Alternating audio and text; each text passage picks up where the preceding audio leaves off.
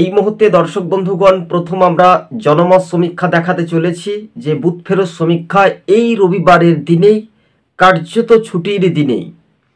আপনারা জানেন যে 15ই ডিসেম্বর কার্যত আজকে আমরা পরিসংখ্যান হিসেবে CPM, Congress, BJP, Trinamool, ISF সহ অন্যান্য রাজনৈতিক দলের পরিসংখ্যানটি দেখতে চলেছি। মুর্শিদাবাদের 22টি বিধানসভার আসনে কোন দল কত আসন জিততে পারে, যদি কিনা আরজিকর কাণ্ডের প্রভাবে সেই শক্তি প্রয়োগ, কারা এগিয়ে থাকবে, কারা কারা পিছিয়ে থাকবে, সমস্ত সব তথ্য মুর্শিদাবাদের 22টি বিধানসভায় কোন কোন আসন কোন দল জয়ী হতে পারে।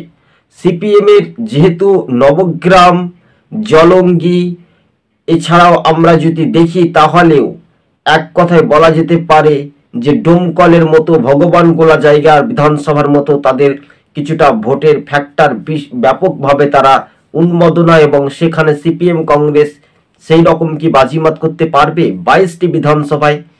বিশেষ করে শাসক দল তৃণমূল সেই সংখ্যালঘু মুসলিম ভোটারদের মধ্যে তারা কিন্তু বেশিরভাগই ফ্যাক্টর হয়ে থাকে, কিন্তু কার্যত রাজনৈতিক মহলে সেটাই একটা দেখার একটা বিষয়। তবে রাজনৈতিক মহলে অনেকটাই জল্পনা কল্পনার অবসান ঘটিয়ে মুর্শিদাবাদের 22টি বিধানসভায় সেই অধীরগড় বা মোহাম্মদ সেলিমের পরিচিত মুখ হিসেবে তারা কত আসনে জয় হতে পারে, যদি কিনা মানুষ ভোট দিতে পারে বা মানুষের ইচ্ছা প্রকৃত যদি টাকার প্রলোভন বা কোনো দিকে না তাকিয়ে ভোট যদি দেয়, তাহলে কিন্তু তৃণমূল পরাজিত হতে পারে বা পিছিয়ে থাকতে পারে।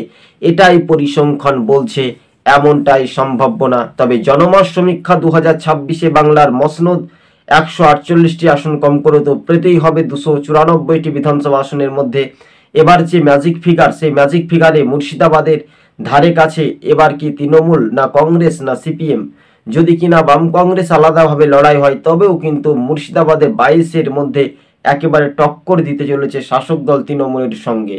তবে এক কথায় বলা যেতে পারে, যারা আগে সিপিএম বা কংগ্রেস করতো তারা পরিচিত মুখ হিসেবে তৃণমূলের সঙ্গে যোগ দেওয়ার ফলে তারা তৃণমূলের হয়ে ভোট করছে, আর নিচুতলার কর্মীরা সেই রকম কোনো গুরুত্ব না পাওয়ার জন্য তারাও কিন্তু একটা হতাশা হচ্ছে।